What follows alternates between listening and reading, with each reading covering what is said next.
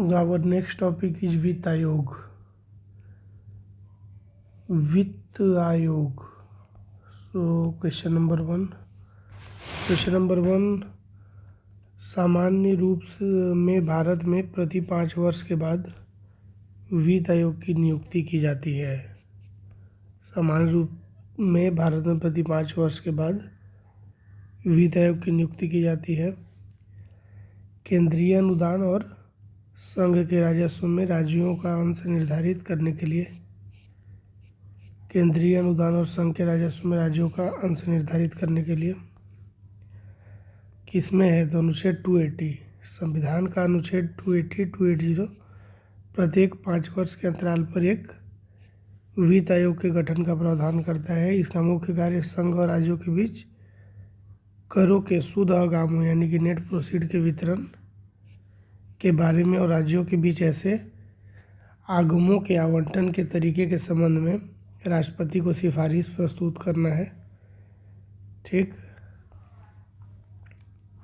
वित्त आयोग भारत की समेकित निधि यानी कि संचित निधि से राज्यों के राजस्व में सहायता अनुदानों को शासित करने वाले सिद्धांतों की भी अनुशंसा करता है. Question number 2. अच्छा, इसको याद रख लीजिए कि पहले वित्त आयोग का गठन केसी नियोगी की अध्यक्षता में 22 नवंबर 1951 को किया गया था. पहले वित्त आयोग का गठन केसी नियोगी की अध्यक्षता में 22 नवंबर 1951 को किया गया था. Question number 2. निम्न में से किस एक की सिफारिशों के आधार पर संघ एवं राज्यों के बीच वित्तीय वितरण होता है.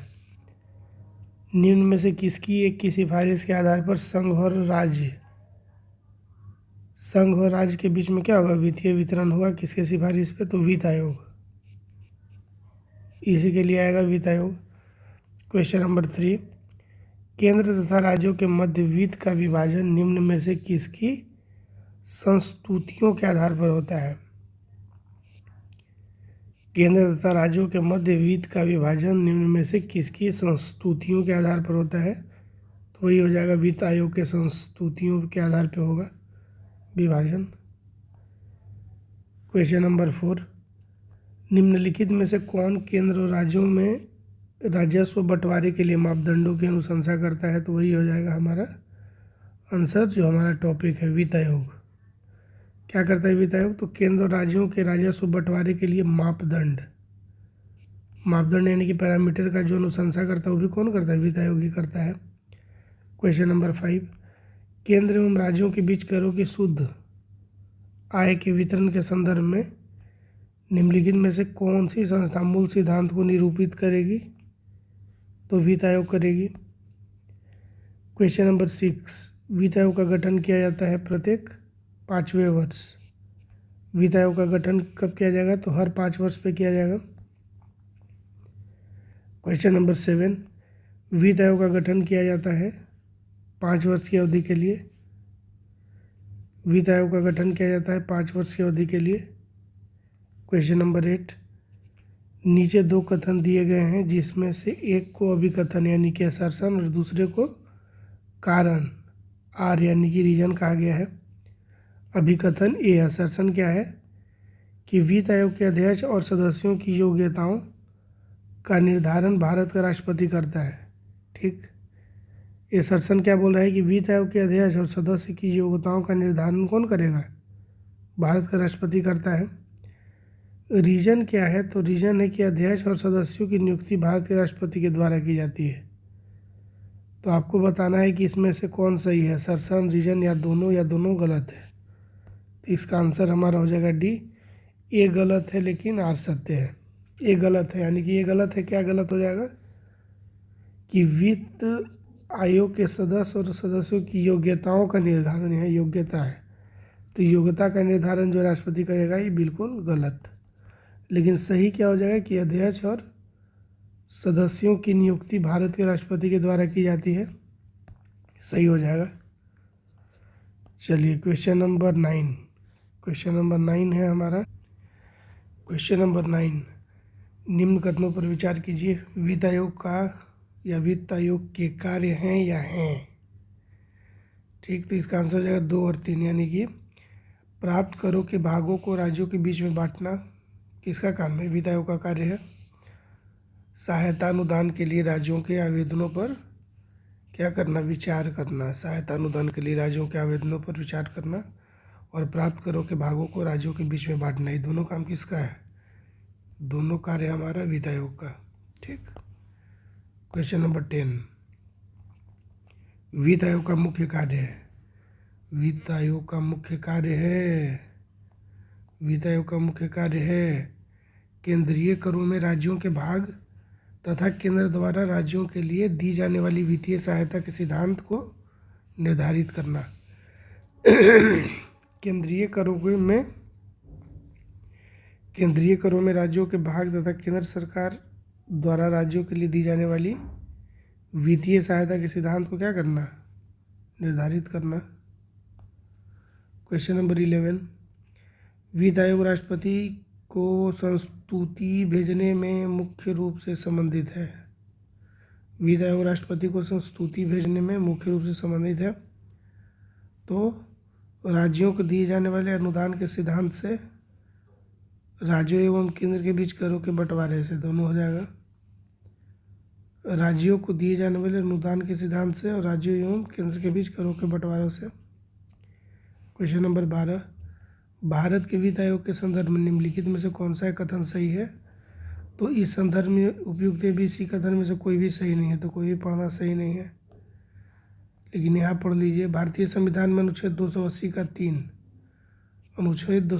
3 के तहत भारत का वित्त आयोग निम्नलिखित मामलों में सुझाव देता है: संघ और राज्यों के बीच करों के सुधागामों का वितरण। अनुच्छेद 275 के तहत भारत की संचित निधि में से राज्यों के राजस्व में सहायता अनुदान। राज्य वित्त आयोग की सिफारिश के आधार पर राज्यों में स्थानीय निकायों जैसे पंचायत एवं नगर पालिकाओं के संसाधनों की अनुपूर्ति हेतु राज्य की संचित निधि के संवर्धन के लिए उपाय तथा सुदृढ़ वित्त के हित में अन्य कोई विषय जो राष्ट्रपति आयोग को क्या करे? निर्दिष्ट करे। क्वेश्चन नंबर 13, भारत में संघीय वित्त आयोग संबंध रखता है। भारत में संघीय वित्त आयोग संबंध रखता है, किस चीज़ से संबंध रखता है? तो राज्यों एवं केंद्र के बीच में वित्त से बंटवारे से, राज्यों एवं केंद्र के बीच में वित्त के बंटवारे से। क्वेश्चन नंबर 14, केंद्र व राज्य के मध्य वित्त का बंटवारा किसकी सिफारिश पर होता है? वित्त आयोग की सिफारिश पे होगा। क्वेश्चन नंबर 15, 12वें वित्त आयोग के अध्यक्ष कौन थे? 12वें वित्त आयोग के अध्यक्ष कौन थे? सी रंगराजन। 12वें वित्त आयोग के अध्यक्ष कौन थे? सी रंगराजन। क्वेश्चन नंबर 16, संविधान लागू होने के पश्चात अब तक कितने वित्तीय आयोग बनाए जा चुके हैं? क्वेश्चन नंबर 17, 13वें वित्त आयोग के अध्यक्ष कौन थे? 13वें वित्त आयोग के कौन थे? विजय केलकर। कौन थे? विजय केलकर। 13वें वित्त आयोग के अध्यक्ष कौन थे? विजय केलकर। क्वेश्चन नंबर 18, 14वें वित्त आयोग का अध्यक्ष निम्नलिखित में से कौन था? YV रेड्डी। 14वें वित्त आयोग का अध्यक्ष निम्नलिखित में से कौन था? YV रेड्डी। 14वें वित्त आयोग का अध्यक्ष निम्नलिखित में से कौन था? YV रेड्डी। क्वेश्चन नंबर 19, वित्त आयोग का एक चेयरमैन होता है। वित्त आयोग का एक चेयरमैन होता है और 4 अन्य सदस्य होते हैं। वित्त आयोग का क्या होता है? एक चेयरमैन होता है और उसके अलावा 4 अन्य सदस्य होते हैं। क्वेश्चन नंबर 20, निम्नलिखित में से कौन वित्त आयोग द्वारा की गई प्रत्येक सिफारिश को संसद के प्रत्येक सदन की समझ रखवाएगा? भारत का राष्ट्रपति। निम्नलिखित में से कौन वित्त आयोग द्वारा की गई प्रत्येक सिफारिश को संसद के प्रत्येक सदन की समझ रखवाएगा? भारत का राष्ट्रपति रखवाएगा। क्वेश्चन नंबर 21, निम्नलिखित वक्तव्यों पर विचार कीजिए और नीचे दिए गए कूट से सही उत्तर को चुनिए। निम्नलिखित वक्तव्यों पर विचार कीजिए और नीचे दिए गए कूट से सही उत्तर को चुनिए। तो इसमें ए सही है और आर गलत है। तो ए सही है, यानी कि राज्य वित्त आयोग एक संवैधानिक निकाय है, ये सही है। ठीक, राज्य वित्त आयोग एक संवैधानिक निकाय है, बिल्कुल सही है। लेकिन संघीय वित्त आयोग पंचायतों को वित्तीय सहायता देने के लिए संस्तुति नहीं कर सकता, यह गलत है। लेकिन इतना याद रखना कि राज्य वित्त आयोग एक संवैधानिक निकाय है? Question number 22। राज्य वित्त आयोग के संबंध में निम्नलिखित कथनों में से कौन सा सही है? राज्य वित्त आयोग के संबंध में निम्नलिखित कथनों में से कौन सा कथन जो है सही है? तो यह एक संवैधानिक संस्था है। क्या है?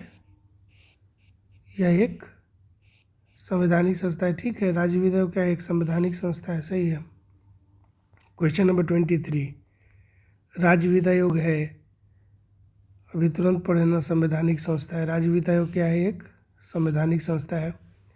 नेक्स्ट टॉपिक है हमारा योजना आयोग या नीति आयोग। नेक्स्ट टॉपिक क्या है? योजना आयोग और नीति आयोग हमारा नेक्स्ट टॉपिक है। तो आ जाइए क्वेश्चन नंबर 1, योजना आयोग का अंत किस प्रधानमंत्री ने किया? योजना आयोग का अंत किस प्रधानमंत्री ने किया? तो हमारे नरेंद्र मोदी साहब ने योजना आयोग का अंत किस प्रधानमंत्री ने किया? नरेंद्र मोदी ने। कब हुआ? तो इसको भी देख लीजिए। प्रधानमंत्री नरेंद्र मोदी ने 15 अगस्त 2014 को लाल किले की प्राचीर से स्पष्टतः उद्घोषित किया था कि योजना आयोग के स्थान पर नया संस्थान अस्तित्व में आएगा। तदनुसार योजना आयोग को समाप्त कर उसके स्थान पर संघीय मंत्रिपरिषद के द्वारा पारित एक विशिष्ट प्रस्ताव से 1 जनवरी 2015 को NITI Aayog, national institution for transforming India, क्या कर दिया? स्थापित कर दिया गया है। वर्तमान में इसके उपाध्यक्ष कौन है? राजीव कुमार। क्वेश्चन नंबर 2, भारत में नीति आयोग की स्थापना जनवरी 2015 में की गई। ठीक, संघीय मंत्रिपरिषद के द्वारा पारित एक विशिष्ट प्रस्ताव से भी हम लोग पढ़े ना कि 1 जनवरी 2015 को भारत में नीति आयोग की स्थापना की गई। वो कैसे की गई? तो संघीय मंत्रिपरिषद के द्वारा पारित एक विशिष्ट प्रस्ताव से। क्वेश्चन नंबर 3, योजना आयोग को प्रतिस्थापित करते हुए निम्नलिखित में से किस दिन नीति आयोग अस्तित्व में आया? योजना आयोग को प्रतिस्थापित करते हुए निम्नलिखित में से किस दिन नीति आयोग किस दिन आया अस्तित्व में? 1 जनवरी 2015। 1 जनवरी 2015 को आया। क्वेश्चन नंबर 4, नीति आयोग के प्रथम उपाध्यक्ष कौन थे? अरविंद पनगड़िया। नीति आयोग के प्रथम उपाध्यक्ष कौन थे? नीति आयोग के प्रथम उपाध्यक्ष कौन थे? अरविंद पनगड़िया। क्वेश्चन नंबर 5, योजना आयोग की स्थापना कब हुई थी? योजना आयोग की स्थापना कब हुई थी? 15 मार्च 1950। योजना आयोग की स्थापना कब हुई थी? 15 मार्च 1950। योजना आयोग की स्थापना कब हुई थी? 15 मार्च 1950। मृत्यु कब हुई थी, यानी कि कब बंद कर दिया गया? तो 15 अगस्त 2014। उसके जगह पे 1 जनवरी 2015 को क्या आ गया? NITI Aayog, national institution for transforming India. Question number 6 कहता है कि योजना आयोग की स्थापना की गई। जो योजना आयोग है उसकी स्थापना कैसे की गई भाई? जो योजना आयोग है, तो योजना आयोग की स्थापना कैसे की गई? योजना आयोग की स्थापना की गई संघीय मंत्रिपरिषद के द्वारा एक विशेष प्रस्ताव पारित करके। संघीय मंत्रिपरिषद के द्वारा एक विशेष प्रस्ताव पारित करके की गई। क्वेश्चन नंबर 7, निम्नलिखित में कौन एक संविधानेतर संस्था है? निम्नलिखित में से कौन एक संविधानेतर संस्था है?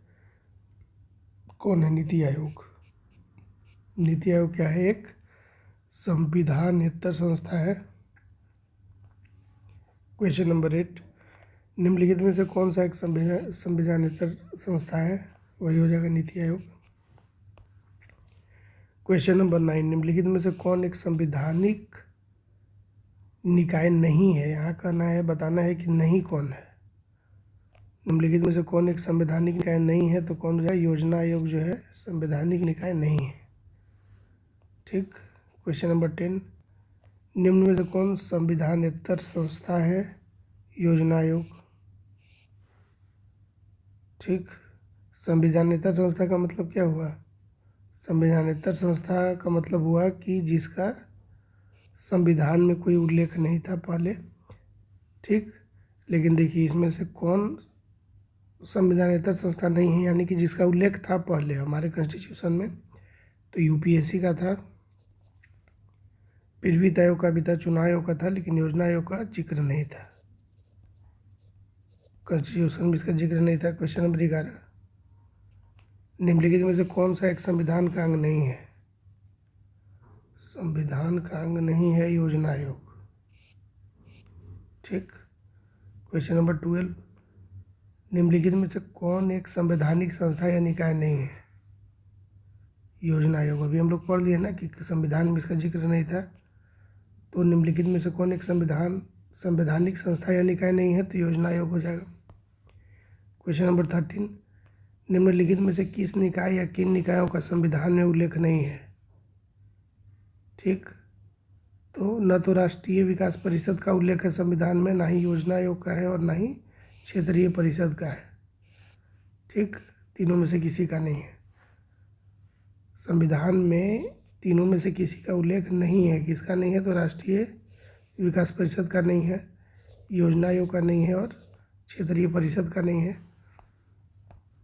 क्वेश्चन नंबर 14, भारत की योजना आयोग का प्रथम अध्यक्ष कौन था?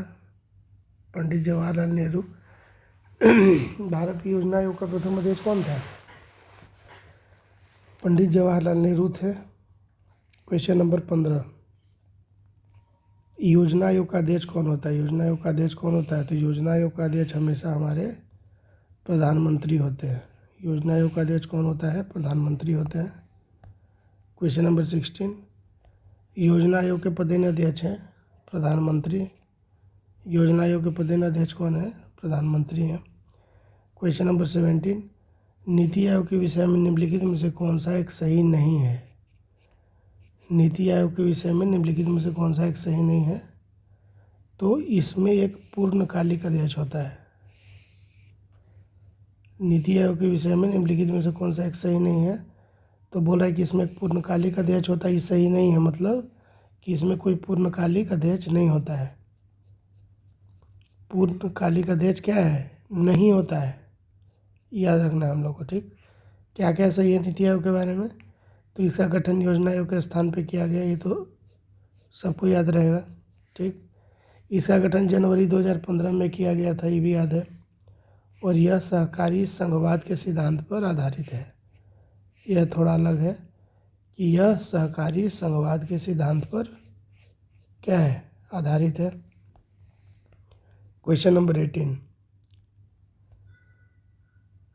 इनमें से कौन नीति आयोग से संबंधित है? इनमें से कौन नीति आयोग से संबंधित है? नरेंद्र मोदी। इनमें से कौन नीति आयोग से संबंधित है? तो हमारे नरेंद्र मोदी संबंधित है, क्योंकि नीति आयोग किसका देन है? नरेंद्र मोदी जी का ही देन है। कब बना, कब इसका गठन हुआ? 1 जनवरी 2015 को इसका गठन हुआ। ठीक। और नीति आयोग का भी याद रखिएगा कि नीति आयोग का भी पदेन अध्यक्ष कौन होता है? भारत का प्रधानमंत्री होता है। क्वेश्चन नंबर 19, योजना आयोग का उपाध्यक्ष किसके समकक्ष होता है? योजना आयोग का उपाध्यक्ष किसके समकक्ष होता है? कैबिनेट मंत्री। योजना आयोग का उपाध्यक्ष किसके समकक्ष होता है? कैबिनेट मंत्री के समकक्ष होता है।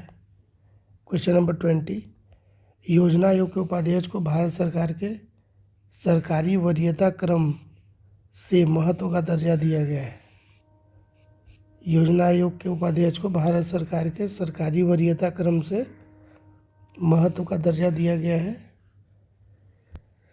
तो आपको बताना है कि वरीयता क्रम जो होगा, योजना आयोग के जो उपाध्यक्ष हैं उनको भारत सरकार के सरकारी वरीयता क्रम में किस लेवल का उनको क्या मिलेगा? किस लेवल का उनका वरीयता है, यानी कि उनका सीनियरिटी जो है किसके बराबर होगा। तो हम लोग को याद रखना है कि योजना आयोग के उपाध्यक्ष का जो सरकारी वरीयता है वह भारत सरकार के कैबिनेट मंत्री के समान होगा। भारत सरकार के जो कैबिनेट मंत्री हैं उनके समान होगा। क्वेश्चन नंबर 21, क्वेश्चन नंबर 21,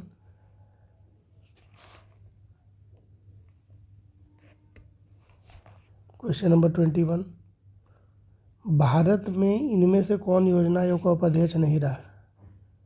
तो चिदम्बरम साहब नहीं रहे। बाकी देखिए, योजना आयोग का उपाध्यक्ष कौन रहे? मनमोहन सिंह रहे हैं। उपाध्यक्ष का बात हो रहा है, अध्यक्ष का नहीं, याद रखिएगा, उपाध्यक्ष बोल रहा है। मनमोहन सिंह रहे, प्रणब मुखर्जी रहे और मोंटेक सहलूवालिया रहे। लेकिन चिदम्बरम साहब कभी भी योजना आयोग के उपाध्यक्ष नहीं रहे। क्वेश्चन नंबर 22 में असर्शन रीजन का क्वेश्चन है। असर्शन क्या है? योजना आयोग को आर्थिक मंत्रिमंडल परिभाषित किया गया है, केवल संघ हेतु नहीं है अपितु राज्यों हेतु भी। ठीक, कथन क्या कहता है कि योजना आयोग को आर्थिक मंत्रिमंडल बोला गया है, परिभाषित किया गया है। और ये भी कहा गया है कि सिर्फ संघ के लिए नहीं है बल्कि राज्य के लिए भी है। और रीजन क्या है? तो रीजन है कि यह राष्ट्रीय संसाधनों के संतुलित उपयोग हेतु, राष्ट्रीय संसाधन है उसके संतुलित उपयोग हेतु पंचवर्षीय योजनाओं का निर्माण करता है। तो इसका आंसर हो जाएगा कि ए एवं आर दोनों सही है, परंतु आर सही स्पष्टीकरण नहीं है ए का। ठीक है, तो ये हमारा सही हो जाएगा, लेकिन आर जो है एक्सप्लेनेशन नहीं है। आर भी सही है और ए भी सही है, लेकिन आर जो है ए को करेक्टली एक्सप्लेन नहीं कर रहा है, बाकी सही दोनों है। क्वेश्चन नंबर 23, वित्त आयोग एवं योजना आयोग के परस्पर विलय का प्रस्ताव किसने दिया था? किसने बोला था कि वित्त आयोग जो है उसको किससे मर्ज कर दिया जाए? योजना आयोग के परस्पर विलय का प्रस्ताव किसने दिया था? एम.वी. माथुर। किसने दिया था? एम.वी. माथुर ने दिया था। किसने दिया था? एम.वी. माथुर ने दिया। क्वेश्चन नंबर 24, भारत में राष्ट्रीय विकास परिषद कब गठित की गई? भारत में राष्ट्रीय विकास परिषद कब गठित की गई थी? तो 6 अगस्त 1952 को। भारत में राष्ट्रीय विकास परिषद कब गठित की गई थी? 6 अगस्त 1952 को की गई थी। भारत में राष्ट्रीय विकास परिषद कब गठित की गई? 6 अगस्त 1952। राष्ट्रीय विकास परिषद का क्या हो जाएगा? नेशनल डेवलपमेंट काउंसिल का गठन 6 अगस्त 1952 को हुआ था। क्वेश्चन नंबर 25, निम्नलिखित में से कौन सा कथन सत्य नहीं है? तो भारत में नियोजन के लिए सर्वोच्च निर्णयन संस्था योजना आयोग है। नियोजन के लिए सर्वोच्च निर्णयन संस्था योजना आयोग तो नहीं हो सकता है ना, गलत हो जाएगा ये। फाइनली डिसाइड तो मंत्रिमंडल को करना है। तो इसमें सही क्या क्या है देख लीजिए। भारतीय योजना आयोग का अध्यक्ष कौन होते हैं? प्रधानमंत्री होते हैं, सही है। योजना आयोग का सचिव राष्ट्रीय विकास परिषद का सचिव भी होता है, ये भी सही है। योजना आयोग का जो सचिव होंगे राष्ट्रीय विकास परिषद के भी सचिव होंगे, ये भी सही है। भारत का प्रधानमंत्री राष्ट्रीय विकास परिषद का अध्यक्ष की अध्यक्षता करता है, ठीक है, ये भी सही है। प्रधानमंत्री राष्ट्रीय विकास परिषद की क्या करता है? अध्यक्षता करता है, ये भी सही है। लेकिन ये गलत हो जाएगा आपका कि भारत में नियोजन के लिए सर्वोच्च निर्णयन संस्था योजना आयोग है, गलत है। क्वेश्चन नंबर 26, राष्ट्रीय विकास परिषद के बारे में है। तो इसमें सही कौन कौन है? तो 1, 2, 3 इसमें सही है। राष्ट्रीय विकास परिषद का क्या काम है? तो राष्ट्रीय योजना की उन्नति पर चर्चा करती है। राष्ट्रीय योजना की उन्नति पर क्या करती है? चर्चा करती है। राष्ट्रीय योजना के उद्देश्यों की प्राप्ति के उपाय सुझाती है। राष्ट्रीय योजना के उद्देश्यों की प्राप्ति के उपाय सुझाती है। और राष्ट्रीय योजना निर्माण हेतु दिशा निर्देश प्रदान करती है। राष्ट्रीय योजना निर्माण हेतु दिशा निर्देश प्रदान करती है। क्वेश्चन नंबर 27, निम्नलिखित में से राष्ट्रीय विकास परिषद का भारत में कौन सा प्रमुख कार्य है? निम्नलिखित में से राष्ट्रीय विकास परिषद का भारत में कौन सा प्रमुख कार्य कौन सा है? तो उपयुक्त में से सभी कार्य जो है राष्ट्रीय विकास परिषद का है। तो राष्ट्रीय विकास परिषद क्या करती है? योजना के क्रियान्वयन हेतु राज्यों के संसाधनों एवं प्रयासों को गतिशील करना। योजना के क्रियान्वयन हेतु राज्यों के संसाधनों एवं प्रयासों को क्या करना?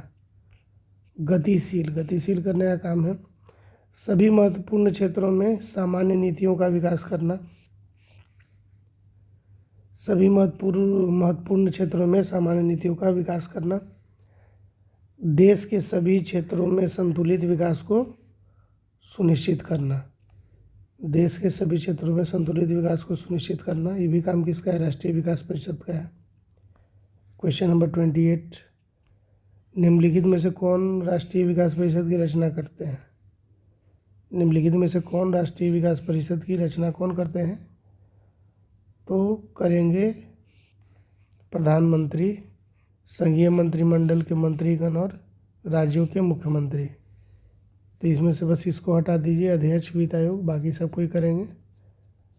राष्ट्रीय विकास परिषद की जो रचना है वो कौन कौन करेंगे? प्रधानमंत्री तो करेंगे ही करेंगे, अध्यक्ष भी ही रहेंगे, संघीय मंत्रिमंडल के मंत्रीगण भी करेंगे एट एनी कॉस्ट, और राज्यों के मुख्यमंत्री भी जो है करेंगे ही करेंगे। ठीक। क्वेश्चन नंबर 29, राष्ट्रीय विकास परिषद का मुख्य संबंध है, राष्ट्रीय विकास परिषद का मुख्य संबंध है पंचवर्षीय योजनाओं के अनुमोदन से। राष्ट्रीय विकास परिषद का मुख्य संबंध क्या है? तो पंचवर्षीय योजनाओं के अनुमोदन से। जो भी 5 वर्षीय योजना है उसका अनुमोदन करने का कार्य किसका है? राष्ट्रीय विकास परिषद का है। क्वेश्चन नंबर 30, राष्ट्रीय विकास परिषद के सचिव के रूप में भूमिका कौन निभाता है? राष्ट्रीय विकास परिषद के सचिव के रूप में भूमिका कौन निभाता है? तो सचिव, योजना आयोग। राष्ट्रीय विकास परिषद के सचिव के रूप में भूमिका कौन निभाता है? तो सचिव, योजना आयोग। राष्ट्रीय विकास परिषद के सचिव के रूप में भूमिका कौन निभाएगा? तो योजना आयोग जो है उसके जो सचिव है वही करेंगे। क्वेश्चन नंबर 31, निम्नलिखित में से कौन योजना आयोग तथा राज्य सरकारों के बीच समन्वयकर्ता का कार्य करता है? समन्वयकर्ता। निम्नलिखित में से कौन योजना आयोग तथा राज्य सरकारों के बीच, योजना आयोग हो गया, और राज्य सरकारों के बीच समन्वयकर्ता का कार्य कौन करेगा? तो यहीं पे आता है हमारा राष्ट्रीय विकास परिषद। कौन करेगा? राष्ट्रीय विकास परिषद करेगा। क्वेश्चन नंबर 32, राष्ट्रीय विकास परिषद की अध्यक्षता कौन करता है? तो भारत के प्रधानमंत्री करेंगे। राष्ट्रीय विकास परिषद की अध्यक्षता कौन करेगा? राष्ट्रीय विकास परिषद की अध्यक्षता कौन करेगा? भारत के प्रधानमंत्री करेंगे। लोकपाल और महत्वपूर्ण आयोग से रिलेटेड क्वेश्चन है, इसको देख लिया जाए। लोकपाल और महत्वपूर्ण आयोग। ठीक, लोकपाल और महत्वपूर्ण आयोग। क्वेश्चन नंबर 1 में आ जाइए, हमारे देश के प्रथम लोकपाल कौन है? हमारे देश के प्रथम लोकपाल कौन है? न्यायाधीश पिनाकी चंद्र घोष। हमारे देश के प्रथम लोकपाल कौन है? न्यायाधीश पिनाकी चंद्र घोष। क्वेश्चन नंबर 2, भारत में लोकपाल एवं लोकायुक्त की स्थापना का सुझाव दिया था? भारत में लोकपाल एवं लोकायुक्त की स्थापना का सुझाव किसने दिया था? प्रशासनिक सुधार आयोग ने। प्रशासनिक सुधार आयोग ने दिया था। क्वेश्चन नंबर 3, सही उत्तर चुने। राज्य स्तर पर लोक आयुक्त की नियुक्ति की सर्वप्रथम अनुशंसा किसने की थी? राज्य स्तर पर लोक आयुक्त की नियुक्ति की सर्वप्रथम अनुशंसा किसने की थी? तो प्रथम अनुशंसा की गई थी किसके द्वारा? भारत का प्रशासनिक सुधार आयोग 1966 से 1970। भारत का प्रशासनिक सुधार आयोग 1966 से 1970। क्वेश्चन नंबर 4, क्वेश्चन नंबर 4 है ओम्बुड्समैन। ओम्बुड्समैन का भारतीय प्रतिमान है लोकपाल। ओम्बुड्समैन जो हम लोग बोलते हैं, तो ओम्बुड्समैन का भारतीय जो प्रतिमान है वो कौन है? तो भारत में लोकपाल को ही क्या बोला जाता है? ओम्बुड्समैन बोला जाता है। क्वेश्चन नंबर 5, निम्न में से किस आयोग या समिति ने स्थानीय संस्था ओम्बुड्समैन बनाने का सुझाव दिया? तो प्रथम प्रशासनिक सुधार आयोग ने दिया। निम्न में से किस आयोग या समिति ने स्थानीय संस्था ओम्बुड्समैन बनाने का सुझाव किसने दिया? तो प्रथम प्रशासनिक सुधार आयोग। किसने? प्रथम प्रशासनिक सुधार आयोग ने दिया।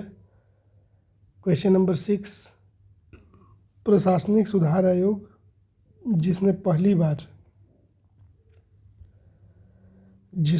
बार लोकपाल तथा लोकायुक्त बनाने की संस्तुति दी के अध्यक्ष कौन थे? देखिए बहुत इंपॉर्टेंट है।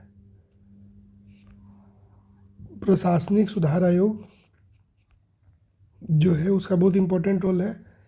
प्रशासनिक सुधार आयोग जिसने पहली बार लोकपाल तथा लोकायुक्त बनाने की संस्तुति की थी, इसके अध्यक्ष कौन थे? इसके अध्यक्ष थे मोरारजी देसाई। मोरारजी देसाई कौन थे? मोरारजी देसाई। तो अगर कोई बोले कि लोकपाल और लोकायुक्त बनाने की संस्तुति जो है सबसे पहले कौन दिया? प्रशासनिक सुधार आयोग। उसके अध्यक्ष कौन थे? मोरारजी देसाई थे अध्यक्ष। क्वेश्चन नंबर 7, संसद में पहला लोकपाल विधेयक कब रखा गया था? संसद में पहला लोकपाल विधेयक कब रखा गया था? 1968 में रखा गया। संसद में पहला लोकपाल विधेयक कब रखा गया? 1968 में रखा गया। क्वेश्चन नंबर 8, लोकपाल विधेयक 2011 के संबंध में निम्न में से कौन से कथन सही हैं? लोकपाल विधेयक 2011 के संबंध में 2011 में भी तो आया एक विधेयक, लोकपाल विधेयक के संबंध में निम्न में से कौन से कथन सही हैं? तो सही है 1, 3, 4। 1 सही है, 3 सही है और 4 सही है। तो 1 में क्या है? लोकसभा में 4 अगस्त 2011 को इसे पुनः स्थापित किया गया था। ठीक है। 3 क्या है? तो इसे स्थायी समिति को भेज दिया गया है, ये भी सही है। और सिविल सोसाइटी के सदस्यों के द्वारा इसे कमज़ोर कहा गया, ये भी सही है। ठीक है, 1, 3 और 4 सही है। क्वेश्चन नंबर 9,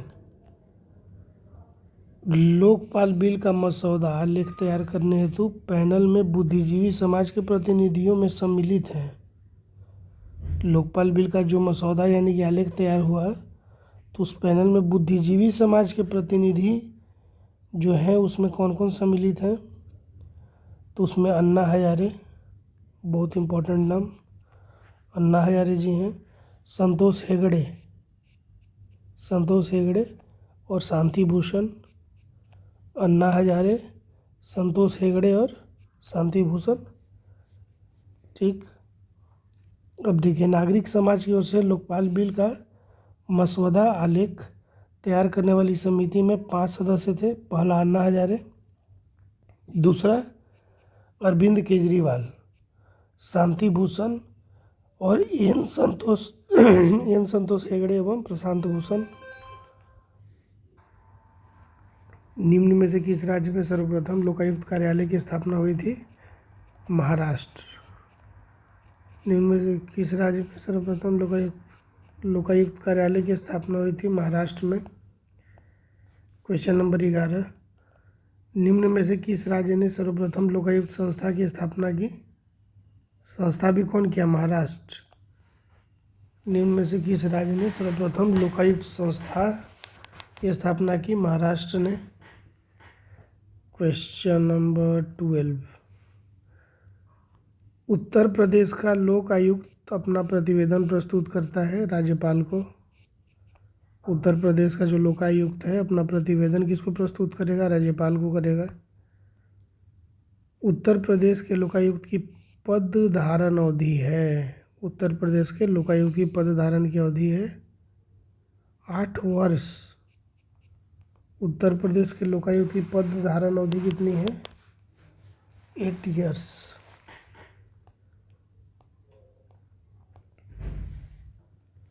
- 2011 में लोकायुक्त विधेयक पारित करने वाला प्रथम भारतीय राज्य कौन है? उत्तराखंड। 2011 में लोकायुक्त विधेयक पारित करने वाला प्रथम भारतीय राज्य कौन है? उत्तराखंड है।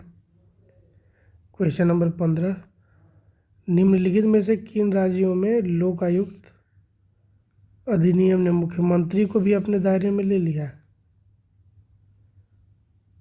बताइए। वर्तमान में हिमाचल प्रदेश, आंध्र प्रदेश, मध्य प्रदेश, गुजरात, कर्नाटक, महाराष्ट्र, पंजाब, उड़ीसा।